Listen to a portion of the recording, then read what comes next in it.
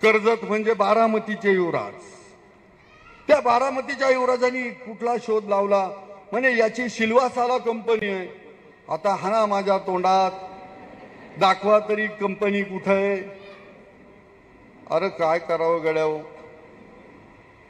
कदाचित भविष्यात काढावं लागेल बरं का आता ते म्हटलं, पण दारू बिरूची नाही काढणार मी. हा दारूची नाही काढणार. हा माझी लाडकी चांगला आहे मी तेवढा काढलं तर काय तर पोरांच्या हाताला रोग, पण नाही हो तेवढं मला गंज वाटतं. मोठं हॉस्पिटल मोठं कॉलेज काढावं. आता दादांच्या जाणार आहे, दादांना सांगणार आहे की दादा माझ्या मतदारसंघात एखादं मोठं मेडिकल कॉलेज काढा, मोठं इंजिनिअरिंग कॉलेज काढा. गेलं ना अकोल्याला उपजिल्हा रुग्णालय सुरू, हे का तर शिंदीला आहे ना तिथे ग्रामीण रुग्णालय मीच मंजूर केलंय. जे माझ्या विरोधात बोंबा मारताय ना तिथलं पीएससीचं बांधकाम सुद्धा मी जिल्हा परिषद सदस्य असताना केलं. अहो यांच्या मातोश्री सातेवाडी गटाच्या जिल्हा परिषद होत्या सदस्य, 17 शाळा जिल्हा परिषदच्या बंद पाडल्या त्यांनी.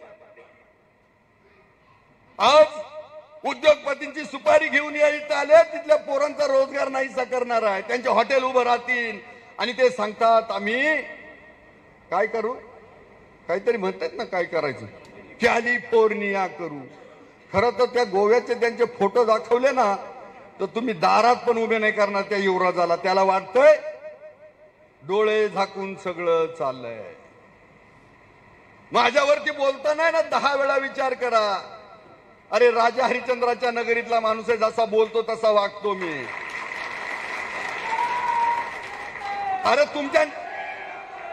तुमच्या नेत्यांना खोटं बोलायला लागतं की याचं पुण्यात बंगला आहे म्हणे, मुंबईमध्ये मोठे मोठे बंगलेत. आईला कळ ना मला, माझ्या शेतात नीट मला घर बांधता आलं नाही. जे बांधलं ते हॉस्पिटल का हो.